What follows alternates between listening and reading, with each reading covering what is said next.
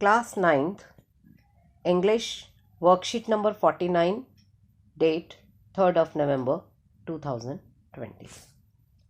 Good morning, students. First of all, write your name here, then your class teacher's name here. Today we will do a poem, A Legend of the Northland. A Legend of the Northland is a ballad. A ballad is a song narrating a story in short stanzas. They are a part of folk culture or popular culture and are passed on orally from one generation to the next. This poem narrates the legend of an old lady who angered Saint Peter because of her greed. So let's read it. A Legend of the Northland एक ballad है. Ballad क्या होता है? ये एक song होता है जो कि एक स्टोरी नरेट करता है, एक स्टोरी बताता है छोटे छोटे स्टैंजास में, छोटे छोटे पद्यों में. They are a part of folk culture. और ये जो स्टोरी होती है ये फोक कल्चर का, किसी प्रादेशिक कल्चर का एक हिस्सा होती है और उस पॉपुलर कल्चर को वो ओरली एक जनरेशन से दूसरे जनरेशन तक उस स्टोरी को पहुंचाया जाता है. दिस पोएम, ये जो पोएम है, narrates a legend of an old lady who angered Saint Peter. एक ओल्ड लेडी की कहानी इस पोएम में बताई गई है जिसने गुस्सा दिलाया सेंट पीटर को बिकॉज ऑफ हर ग्रीड, अपने लालच के कारण. So let's read it. तो आइए हम इसे पढ़ते हैं.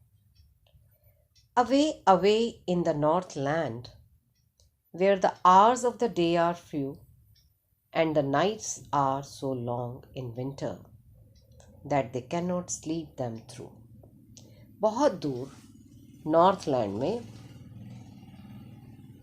एक जगह थी जहाँ पर दिन छोटे और रातें लंबी थी. अब कौन सी रातें थी? विंटर की, ठंड की. जैसे आप देख रहे हैं आजकल हमारे यहाँ सर्दी शुरू हो गई है. तो सर्दी में क्या होता है कि दिन छोटे हो जाते हैं और रातें बड़ी हो जाती हैं. मीन्स सुबह जब हम उठते हैं तो 8 बजे तक, 7:30 8 बजे तक ऐसे लगता है जैसे रात है, अंधेरा सा है. और शाम को 6 बजे से फिर अंधेरा हो जाता है तो ऐसे लगता है रातें बड़ी हो गई और दिन छोटे हो गए. तो ठीक इसी तरह से नॉर्थलैंड में भी, वहाँ पर भी दिन के घंटे कम थे और रातें लंबी थीं और इससे ऐसे लगता था कि सबको प्रॉपर टाइम नहीं मिल पाता सोने का. Where they harness the swift reindeer to the sledges when it snows. और जब वहाँ बर्फ़ पड़ती थी, ये सामने पिक में देखिए, जब वहाँ बर्फ़ पड़ती थी तो वहाँ पर रेंडियर्स, ये पिक देखिए, रेंडियर्स जो हैं वो स्लेज को, गाड़ी को खींचते हैं स्नो के ऊपर. तो वहाँ पर खींचा करते थे स्नो के ऊपर गाड़ी को. And the children look like bears cub. और बच्चे वहाँ पर कैसे लगते हैं? जैसे बियर कप्स हों, छोटे छोटे बियर्स हों, क्योंकि बियर जो है वो बड़ा फरी होता है, उसका जो फर होते हैं उसकी बॉडी पर. और बच्चे भी ठंड में, जो पेरेंट्स हैं वो उनको फरी क्लोथ्स पहनाते हैं, फर वाले कपड़े, फर वाली टोपी, फर वाला कोट. तो छोटे छोटे बच्चों को देखकर ऐसे लगता है जैसे वो क्या हों? बियर कप्स हो. They tell them a curious story. और पेरेंट्स जो हैं वो अपने बच्चों को स्टोरी सुनाते हैं. I don't believe this true. Poet कहता है मुझे नहीं लगता कि ये कहानी सच्ची है. And yet, you may learn a lesson if I tell the tale to you. T-A-L-E, tale, tale means story. तो पोएट कह रहा है कि ये जो पोएम है इसमें ये बताया जा रहा है कि वहाँ पर जो कहानी सुनाई जा रही है इस पोएम में, पोएट को लगता है कि जैसे वो सच्ची कहानी नहीं है. तो आइए वो कहानी आपको बताते हैं. कहानी यहाँ से शुरू होती है. Once, when the good Saint Peter lived in the world below and walked about it preaching, just as he did, you know. Saint Peter एक संत है. सेंट पीटर ये दिख रहे हैं आपको सामने पिक्चर में. तो ये क्या करते हैं? ये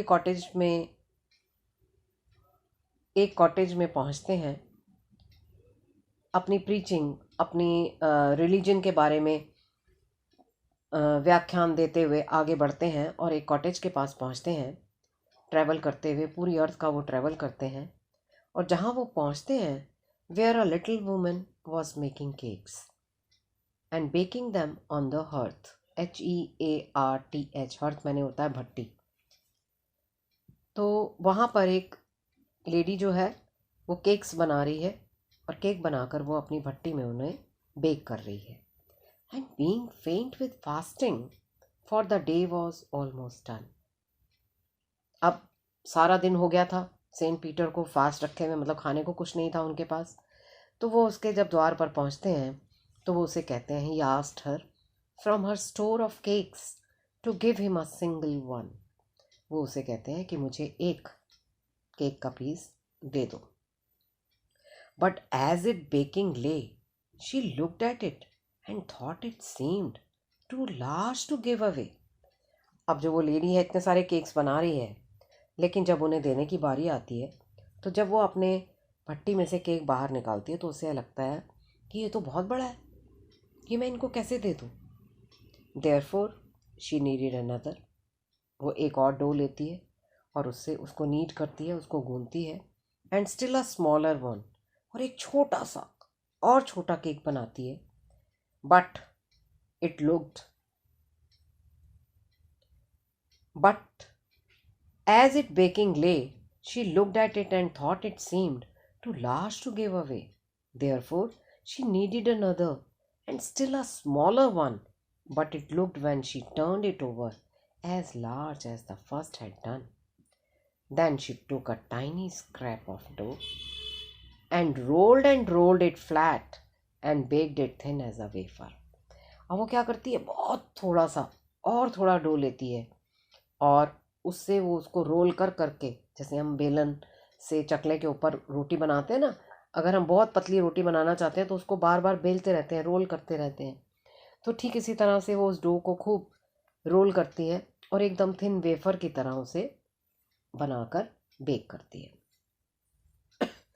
but she couldn't part with that. Part with मतलब उसे अपने से अलग नहीं कर पाती, उसे दे नहीं पाती। फॉर शी सेड, और वह कहती है, my cakes that seem too small when I eat of them myself are yet too large to give away. कहती है जब मैं इन केक्स को खाती हूँ तब तो ये मुझे बहुत छोटे लगते हैं, लेकिन जब मुझे ये देना है तो ये मुझे बहुत बड़ा लग रहा है। तो ये एक क्वालिटी या एक कैरेक्टरिस्टिक है एक ग्रीडी पर्सन के बारे में। एक लालची व्यक्ति, जब कोई चीज़ उसे लेनी होती है अपने लिए तो उसे वो चीज़ कम लगती है, लेकिन जब वो चीज़ उसे किसी को देनी होती है तो हमेशा उसको वो चीज़ ज़्यादा लगती है। तो ये एक ख़ास एक विशेषता है एक लालची व्यक्ति की, जो इसमें पोएट ने बताई है। देन गुड सेंट पीटर ग्रू एंग्री। अब क्या होता है, सेंट पीटर को बहुत भूख लगी है। For he was hungry and फेंट। अब वो गुस्से में आ जाते हैं क्योंकि वो बहुत भूखे हैं, उन्हें भूख लग रही है बहुत तेज़, और वो फेंट हो जाते हैं, वहीं पर बेहोश हो जाते हैं।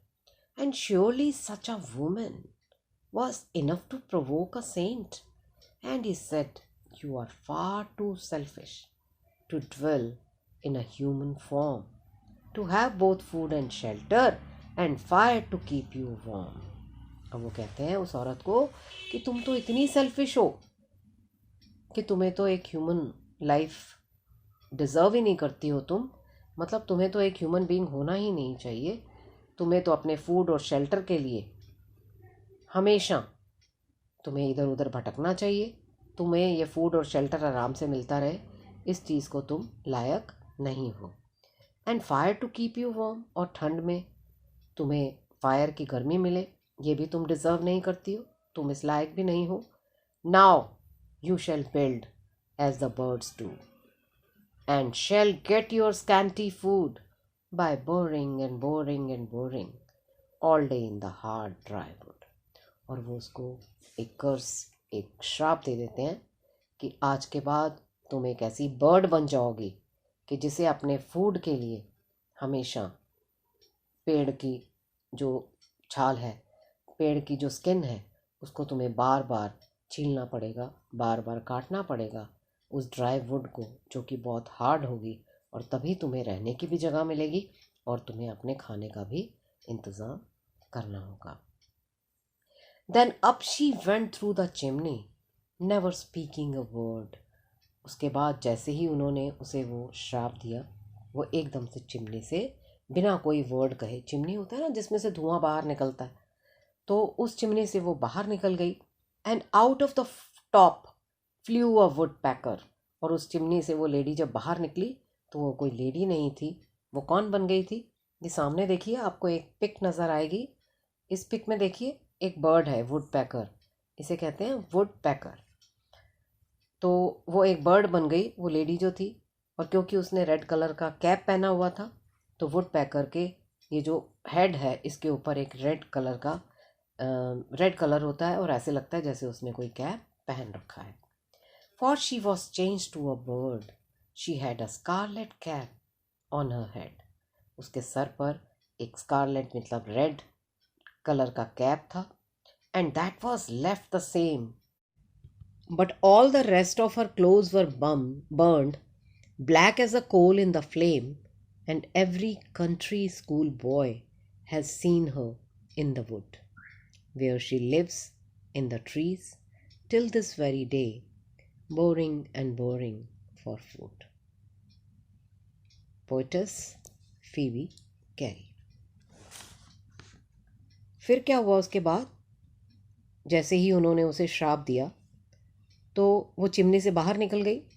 उसने एक रेड कलर का हैट पहना हुआ था, तो as you see in the picture, तो जब वो बाहर निकली तो उसके हेड पर ऐसे लग रहा था मानो उसने कोई स्कारलेट मतलब रेड कैप पहना हो, और उसके क्लोथ्स जो थे वो बर्न हो गए थे, जल गए थे। और क्योंकि वो कोल काली हो गई थी बिल्कुल कोयले की तरह, क्योंकि वो फ्लेम में से बाहर निकली थी। और आज भी ये स्टोरी जो है वो स्कूल गोइंग बॉयज़ को आज भी सुनाई जाती है वहाँ पर नॉर्थलैंड में।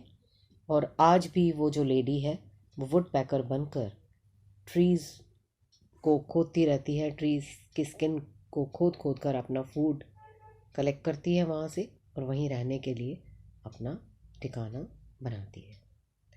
तो ये थी हमारी आज की एक लेजेंड ऑफ नॉर्थलैंड, जिसमें हमें एक मॉरल या एक टीचिंग हमें यहाँ पर हम मिलती है। और वो क्या है कि हमें जनरस होना चाहिए, उदार होना चाहिए। अगर हमें किसी से अपनी चीज़ शेयर करनी हो तो हमें उसको बड़ा दिल करके उस चीज़ को शेयर करना चाहिए। तो आइए अब हम इस पोम के क्वेश्चन आंसर्स डिस्कस करेंगे। A question, what do you think about the climate of Northland? Northland के क्लाइमेट के बारे में आप क्या सोचते हैं? Which lines in the poem tells us about it?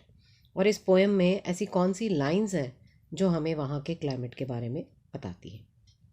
The Northland is a cold snow covered region near the North pole.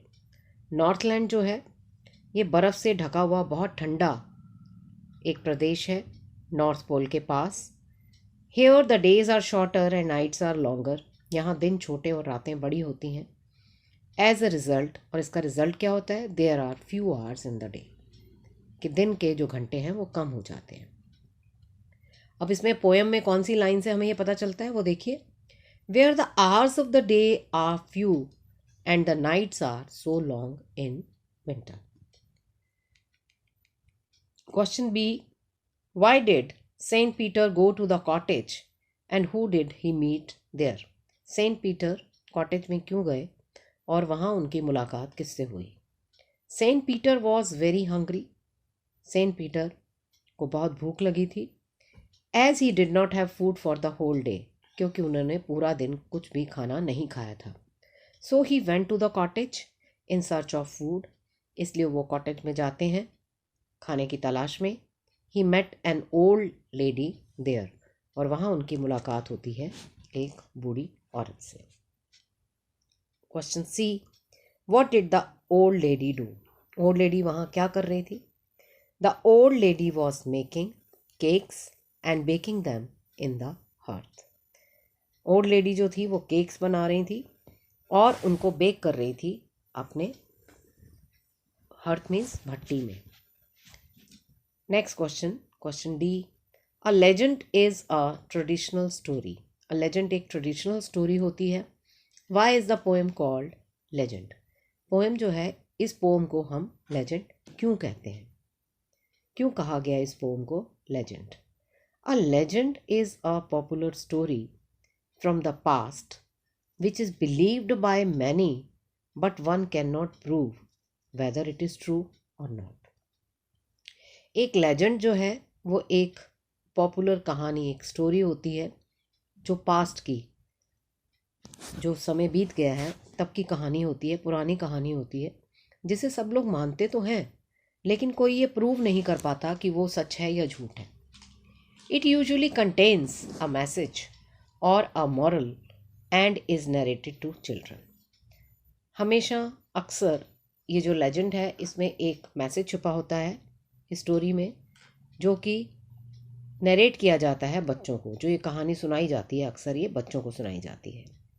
The poem is called a legend because it preaches generosity towards fellow beings. ये जो pome है ये एक legend कहलाती है क्योंकि इस poem में हमें एक सबक, एक मॉरल, एक लेसन दिया है कि हमें हमेशा जेनरस होना चाहिए, उदार होना चाहिए, दयावान होना चाहिए, और जो हमारे फेलो बीइंग्स हैं, जिन्हें हमें कभी, जिन लोगों को हमारी अगर आवश्यकता हो तो हमें उनके काम आना चाहिए। E question, there are many pairs of rhyming words in the poem few, through, snow, clothes, true, you, find more from the poem. इस पोम में से हमें और राइमिंग वर्ड्स ढूंढने हैं। देखिए, sent, paint, form, worm, same, flame, blow, no, over, another, one, time, etcetera. Next question, what punishment did the old lady receive. उस old lady को क्या पनिशमेंट, क्या सज़ा मिली थी? Saint Peter gave her a curse that she would never get food and will always pack wood like a woodpecker.